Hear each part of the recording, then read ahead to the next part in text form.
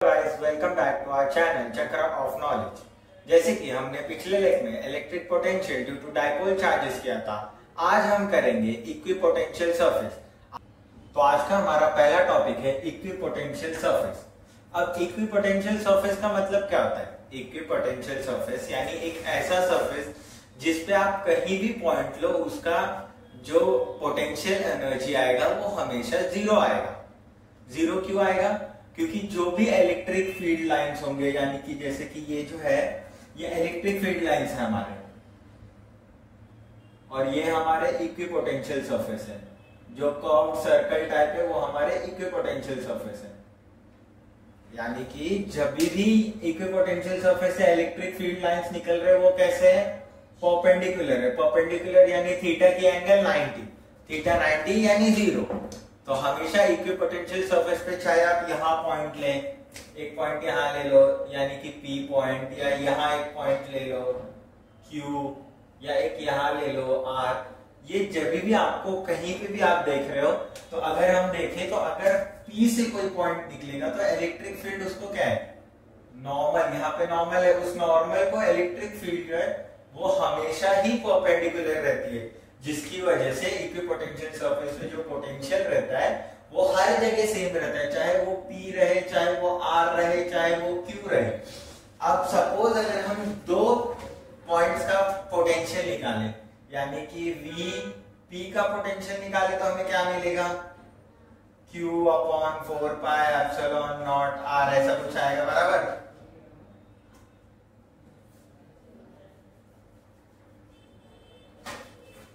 अगर हमें अब वर्क डन क्या होगा इसमें? वर्क डन होता है change in potential energy, right. Change in potential energy यानी हम दो पॉइंट कंसीडर करते हैं, एक P और एक R।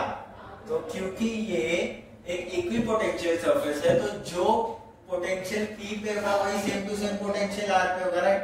तो अगर दोनों जगह सेम पोटेंशियल है तो वर्क डन क्या होगा? पोटेंशियल सेम है, तो अगर सेम पोटेंशियल को माइनस कर रहे तो हमें आंसर जीरो आता है।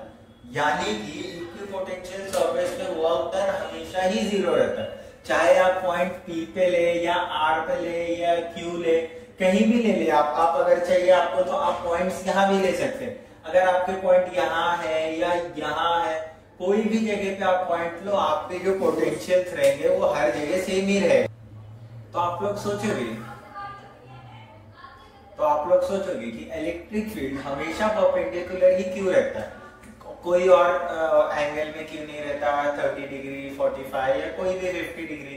उसका ये रीजन है कि जब इलेक्ट्रिक फील्ड अगर परपेंडिकुलर नहीं रहा तो यानी उसके दो कंपोनेंट्स बनेंगे, एक साइन थीटा और एक कॉस थीटा। तो कोई ना कोई एक कंपोनेंट का हमें वो फोर्स निकालना पड़ेगा, जिसकी वजह से हमें वर्क जीरो नहीं मिलेगा, कुछ ना कुछ वैल्यू मिलेगी हमें वर्क की। और उस वैल्यू की वजह से जो कॉन्सेप्ट है इक्विपोटेंशियल सरफेस का कि वर्क जीरो रहेगा, हर जगह पोटेंशियल सेम रहेगा, वो पॉसिबल ही नहीं हो सकता। इसके लिए हमेशा जो इलेक्ट्रिक फील्ड है वो परपेंडिकुलर ही रहनी चाहिए।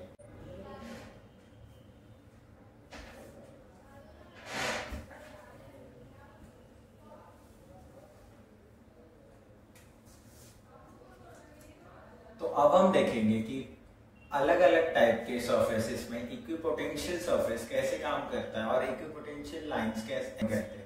हम हमारा 8.12 का जो फिगर है, यानी कि electric field in plane sheets, उसमें हम देखेंगे जो हमारे इक्विपोटेंशियल सरफेसेस है वो एक प्लेन शीट्स की तरह है, और उसके बीच से जो इलेक्ट्रिक फील्ड ऑफ लाइंस है वो पैरेलल है एक दूसरे को, उनके बीच में सेम डिस्टेंस है, वो पैरेलल है और वो 90 डिग्री पे, जैसे कि आप देख सकते हैं परपेंडिकुलर है। अब इसकी एक बेनिफिट है कि इसमें आप मोस्टली देखेंगे कि एग्जांपल्स के तौर पे कि मोटर वगैरह यूज करते हैं तो उसमें जो कॉइलिंग टाइप रहता है तो वो इस तरीके से यूज कर सकते हैं। देन उसके आगे वाले कॉन्सेप्ट पे हम बढ़ेंगे, आगे वाले कॉन्सेप्ट पे बढ़ेंगे जो कि है equipotential surface due to dipole. ये हमारा इक्विपोटेंशियल सरफेस किसके लिए? डाइपोल की वजह से। अब डाइपोल है तो ऑब्वियसली एक पॉजिटिव चार्ज है और एक नेगेटिव चार्ज है, और नेगेटिव और पॉजिटिव चार्ज आपस में अट्रैक्ट करेंगे इसके लिए जो इक्विपोटेंशियल सरफेस रहेगा तो उसमें से जो इलेक्ट्रिक फील्ड है, ये तो हमारा स्ट्रेट है, जो स्ट्रेट है वो इक्विपोटेंशियल सरफेस है मतलब, और ये जो लाइंस है हमारे रेड कलर वाले आप देख सकते रहेंगे, वो हमारे इलेक्ट्रिक फील्ड है। और इलेक्ट्रिक फील्ड कैसा है, बीच में तो स्ट्रेट है, जब इक्विपोटेंशियल सरफेस पे आ रहा है परपेंडिकुलर है 90 डिग्री, हर एक 90 डिग्री पे, लेकिन जब चार्जेस के करीब जा रहे तो वो सिमेट के रह जा रहे, यानी कि वो उस चार्ज से निकल रहे और पॉजिटिव से निकल रहे, नेगेटिव पे खत्म हो रहे, एक एंड पे जाके वो सिमट जा रहे। ये हमारा इक्विपोटेंशियल ड्यू टू डाइपोल था। अगर similarly equipotential due to two like charges, यानी कि दोनों पॉजिटिव चार्ज होंगे, तो हम क्या करेंगे, तो हमारा ये जो दोनों वो है वो यहाँ पे तो अट्रैक्ट कर ले, लेकिन अगर दोनों सेम चार्जेस है तो रियलिटी में वो दोनों क्या करेंगे, एक दूसरे को रिपेल करेंगे, और ये जो आपस में खींच रहे हैं वो उसकी जगह बल्ज आउट हो जाएंगे, यानी कि और बढ़ जाएंगे। Now moving on to equipotential surface, ये प्लेट की वजह से, तो यानी कि एक प्लेट है या दो प्लेट है, प्लेट 1 और प्लेट 2, उस पे एक बैटरी कनेक्टेड है, इनके बीच के जो लाइंस है वो हमारे इक्विपोटेंशियल सरफेस है। इक्विपोटेंशियल सरफेस यहाँ पे कैसे एक स्ट्रेट लाइन है और वो पैरेलल है एक दूसरे के, जितने भी डिस्टेंस है उसमें पैरेलल लाइंस बने हुए। हम अपने आज के अगले टॉपिक जो कि है electrostatic potential energy of 2 point charges in a dipole in an electrostatic field, ये हमारा अगला टॉपिक है। अब आप सोचेंगे कि इलेक्ट्रोस्टैटिक पोटेंशियल एनर्जी होता क्या है। सपोज करते हैं हम कि दो चार्जेस है, एक है अपना प्लस Q1 और दूसरा है प्लस Q2। अब इनके बीच का जो डिस्टेंस है, Q1 और Q2 के बीच का जो डिस्टेंस है वो है इनफाइनाइट। तो अब इनफाइनाइट है, तो अगर डिस्टेंस इनफाइनाइट है तो इनकी जो पोटेंशियल एनर्जी रहेगी वो क्या रहेगी। अब अगर स्पेस में इनफाइनाइटली डिस्टेंस पे, तो ऑब्वियसली इनकी जो पोटेंशियल एनर्जी रहेगी वो रहेगी 0। अब सपोज हमें ये दोनों को आपस में नजदीक लाना है, तो हम क्या करेंगे, हम एक वैल्यू ऑफ फोर्स लगाएंगे, और अगर वैल्यू ऑफ फोर्स लगा रहे हैं तो इनका जो पोटेंशियल एनर्जी है वो 0 से चेंज होगा कुछ ना कुछ, राइट, क्योंकि इनका जो प्लेस है वो चेंज हो रहा है। तो electrostatic potential energy is nothing but वो क्या होता है, when 2 point charges at a far distance place like infinity are kept at a far distance place like infinity, तो उनको लाने में जो एनर्जी लगती है वो होती है electrostatic potential energy. Hope so आप सबको इलेक्ट्रोस्टैटिक पोटेंशियल एनर्जी क्या होता है इतना क्लियर हो गया रहेगा, राइट। तो अब हम जाते हैं हमारे नेक्स्ट डेरिवेशन की ओर, जो कि है electrostatic potential of 2 point charges, that is Q1 and Q2 in an electrostatic field। Suppose हमारे पास दो चार्ज है, ये एक Q1 है और ये हमारा Q2 है। तो हमने क्या किया, जब ये स्पेस में इंफिनिटी डिस्टेंस पे थे तो हमने इनको, ये हमारे तीन नॉर्मल 3 डायमेंशनल वो है लाइंस है, y एक्सिस, x एक्सिस और z एक्सिस। ये 3D में 3 एक्सिस होते हैं, एक x होता है, एक y होता है, एक z होता है, ये हमारे 3 एक्सिस है। और ये Q1 और Q2 कितने डिस्टेंस पे सेपरेटेड है, इनफाइनाइट डिस्टेंस पे सेपरेटेड है। अब इनफाइनाइट डिस्टेंस पे सेपरेटेड है तो let us consider Q1,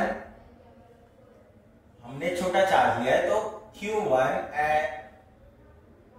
and Q2 is equal two charges. अब ओरिजिन से जो Q1 का डिस्टेंस है वो है R1। R1 क्या है, distance of Q from origin, right, Q1 from origin. अब हमारा Q2 जो है वो कहां पे है, पॉइंट B पे, और उसका डिस्टेंस क्या है, R2। तो हम R2 को क्या लिखेंगे, R2 will be nothing but distance of Q2 from origin, right. अब हम पोटेंशियल निकालते हैं, तो अगर ये दोनों इनफाइनाइट पोजीशंस पे हैं, तो अगर हम Q1 को A पॉइंट पे ला रहे तो हमें क्या पोटेंशियल एनर्जी महसूस होगी। पोटेंशियल एनर्जी का फॉर्मूला है V is equal to Q1 upon 4 pi epsilon naught R। यहाँ पे R क्या है, ओरिजिन से R1 है, तो यहाँ पे हम लिखेंगे R1। और क्या इस पे चार्ज 2 होगा कुछ, क्योंकि अभी वो इनफाइनाइट डिस्टेंस पे थे, उनको हमने अभी जस्ट एक ही पॉइंट लाया, तो दूसरे पॉइंट पे उस पे कोई भी इफेक्ट नहीं होगा, जिसकी वजह से R1 के बाद यहाँ पे Q2 नहीं आएगा। ये हमारा फर्स्ट है VA। अब मूविंग ऑन टू VB, वो क्या होगा, क्योंकि यहाँ पे ऑलरेडी Q1 है और हम दूसरा चार्ज Q2 लेके आ रहे हैं, तो वो होगा Q2 upon 4 pi epsilon not R1 into Q1। तो हमें VB क्या मिला, VB मिला Q1 Q2 upon 4 pi epsilon not R2, right. यहाँ पे R2 आएगा। आप सभी को इतना का पोटेंशियल निकाल लिया। अब VA का पोटेंशियल ये है, लेकिन इसमें कुछ वर्क हुआ क्या VA में, क्योंकि हमें वर्क कब होगा, जब पोटेंशियल एनर्जी में चेंज होगा। लेकिन यहाँ पोटेंशियल एनर्जी में चेंज तो नहीं हो रहा ना, क्योंकि दूसरा जो चार्ज था वो तो अभी भी इंफिनिटी पे था जब हम Q1 को ये पे लेके आ रहे थे। तो इसीलिए जो VA है उसमें जो वर्क है वो 0 है, और VB में ऑब्वियसली कुछ ना कुछ वर्क है, तो VB क्या होगा, वर्क होगा। यानी हमारा जो पोटेंशियल इलेक्ट्रिक पोटेंशियल एनर्जी जो हमारा ये है, इलेक्ट्रोस्टैटिक पोटेंशियल एनर्जी जो है वो क्या होगा, उसका फॉर्मूला रहेगा Q1 Q2 अपॉन जो इलेक्ट्रो, यहाँ पे दिख नहीं रहा आपको, तो ये वर्क है। तो ऑब्वियसली जो हमारा इलेक्ट्रोस्टैटिक पोटेंशियल एनर्जी का फॉर्मूला बनेगा वो बनेगा V एनर्जी के टर्म्स में, तो हम let's denote it with E, okay. और यू कैन से अगर आपको डिनोशन चाहिए तो अब जो इलेक्ट्रोस्टैटिक पोटेंशियल एनर्जी का फॉर्मूला बनेगा वो रहेगा U is equal to Q1 Q2 upon 4 pi epsilon naught R, right. ये हमारा फॉर्मूला बन गया। तो ये हमारा फॉर्मूला है। तो होप सो आप सबको कॉन्सेप्ट क्लियर रहेगा कि electrostatic potential energy of 2 point charges क्या होता है। हमने दो चार्जेस कंसीडर किए, एक Q1 एक Q2, दो की इंफिनिटी पे थे। फिर एक को हमने एक में लाया, 3 डायमेंशनल एक्सिस जो तो 3D एक्सिस में x y z, उसके हिसाब से वो हमारा ओरिजिन, और हमने जब Q1 को A पे लाया तब Q2 यहाँ नहीं था, तो इसके लिए जो पोटेंशियल VA है, यानी जो Q1 का पोटेंशियल है वो Q1 upon 4 pi epsilon not R1 है, लेकिन due to not availability of दूसरा चार्ज, यहाँ पे जो दूसरा चार्ज अवेलेबल नहीं है उसके कारण जो यहाँ का वर्क है वो 0 रह गया। तो जब हमने सेकेंड चार्ज को इंफिनिटी से लेके आए तो Q2 का जो हमें पोटेंशियल मिला यानी कि VB, वो क्या मिला, Q2 upon 4 pi epsilon not R2, और यहाँ पे Q1 ऑलरेडी पहले से है, तो Q1 का कुछ ना कुछ तो इफेक्ट आएगा, इसके लिए हमने Q1 कंसीडर किया। तो हमें जो वर्क डन मिला वो पोटेंशियल एनर्जी ऑफ V मिला, यानी Q1 Q2 upon 4 pi epsilon not R2। तो अब यहाँ पे जो इलेक्ट्रोस्टैटिक पोटेंशियल एनर्जी के फॉर्मूला डिराइव हुए हैं वो है U is equal to Q1 Q2 upon 4 pi epsilon naught R। Hope तो आपको ये कॉन्सेप्ट आज के लिए क्लियर करेंगे कि हर एक डेरिवेशन के बाद उसके तरीके के उस डेरिवेशन पे सॉल्व होने वाला एक न्यूमेरिकल हम करें। तो हमारा जो पिछला डेरिवेशन था वो था इलेक्ट्रोस्टैटिक पोटेंशियल एनर्जी, तो उसपे एक न्यूमेरिकल है, वो प्रॉब्लम में Q1 दिया है, Q1 है 5 into 10 raise to power minus 9 coulomb, Q2 है -2 into 10 raise to power minus 9 coulomb.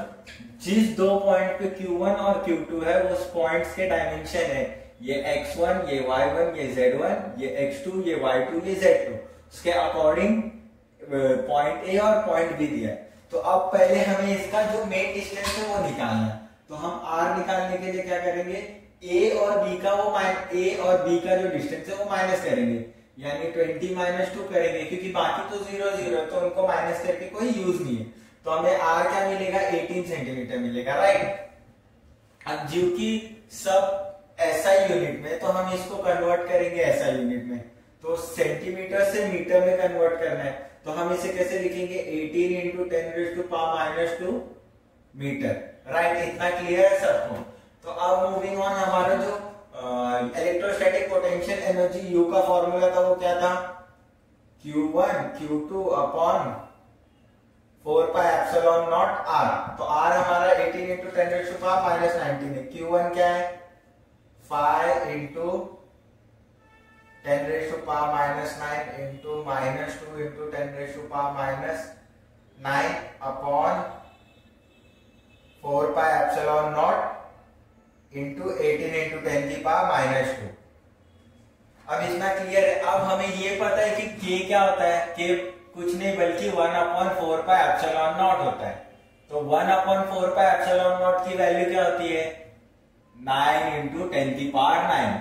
तो अब इसको हम सब्स्टिट्यूट करेंगे हमारे इक्वेशन में, तो हमें u क्या मिलेगा, u is nothing but 9 × 10⁹ multiplied by -10 × 10⁻⁻18, right, क्योंकि ये 9 और ये 9 प्लस हो गए, अपॉन 18 × 10⁻²। अब ये इनको मल्टीप्लाई करेंगे तो हमें क्या मिलेगा, -90 × 10⁻⁻9 अपॉन 18 × 10⁻²। अब इतना क्लियर है गाइस सबको।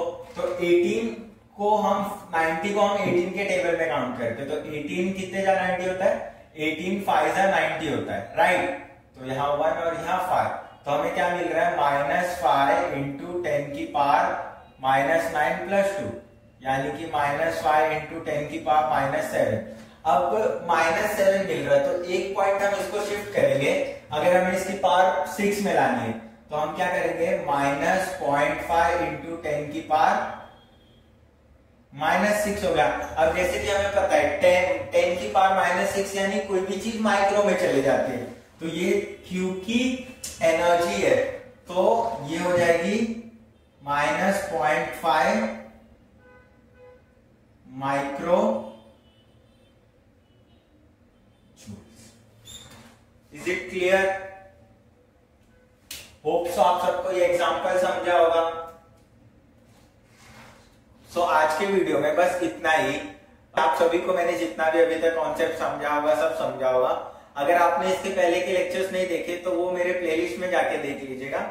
और make sure you like, comment and subscribe this channel and also share to your friends जो अटक रहे 12th के फिजिक्स में, जिनको लाइक बेसिकली हार्ड वर्ड्स नहीं समझ में आते, एकदम रट्टोफाई नहीं हो रहा, उनके लिए बेसिक कॉन्सेप्ट, बेसिक हिंदी जो उनको समझ में आए वो कर सके खुद से। ऐसे कॉन्सेप्ट और ऐसे वर्डिंग्स में समझाने का पूरा ट्राई रहता है मेरा। अगर इफ आपको कुछ ऐसा लगे कि I am lacking somewhere, make sure you comment and tell me.